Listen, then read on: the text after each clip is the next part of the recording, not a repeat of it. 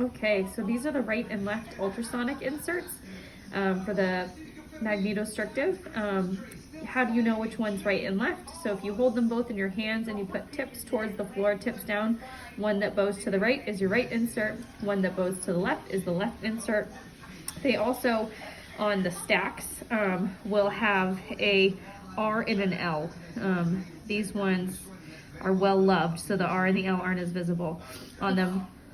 Here we go. So this one, as you can see, FSI 10L, and this one says FSI 10R, so that's how you know that they're right and left. So how to use these? So the main indication that we use these for is vertical adaptation for perio.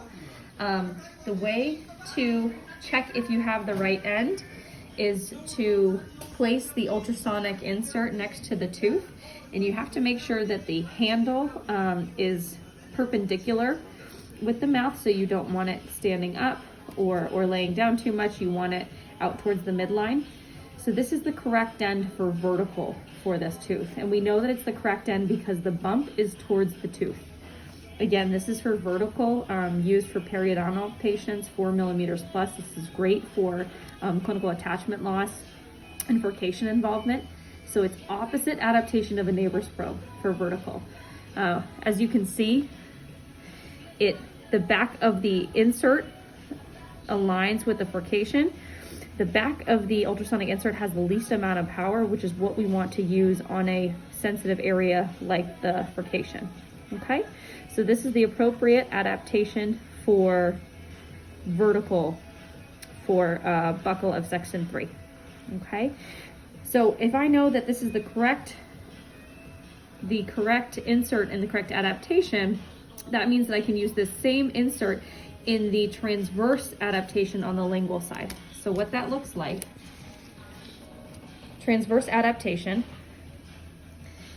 is going to line up like a posterior nevi, and you're going to start at the line angle and work interproximally all the way to your contact point.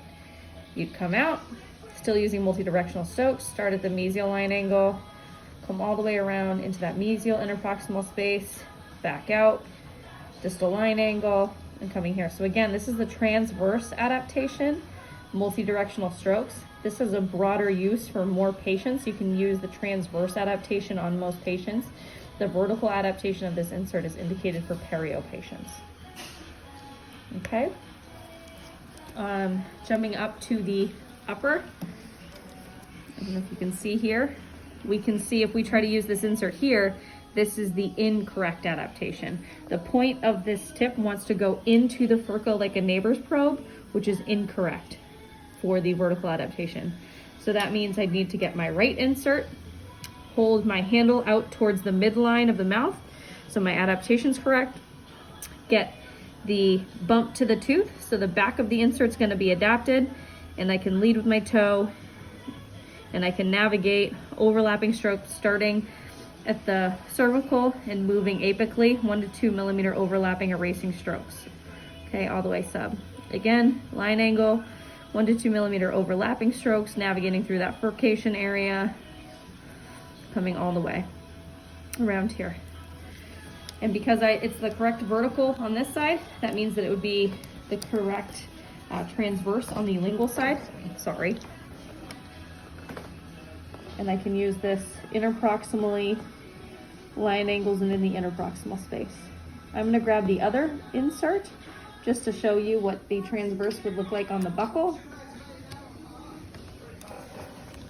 So we know that this was the incorrect insert because the tip wants to go in.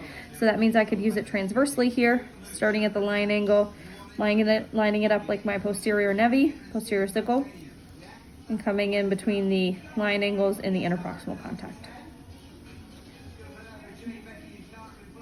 I think that's it.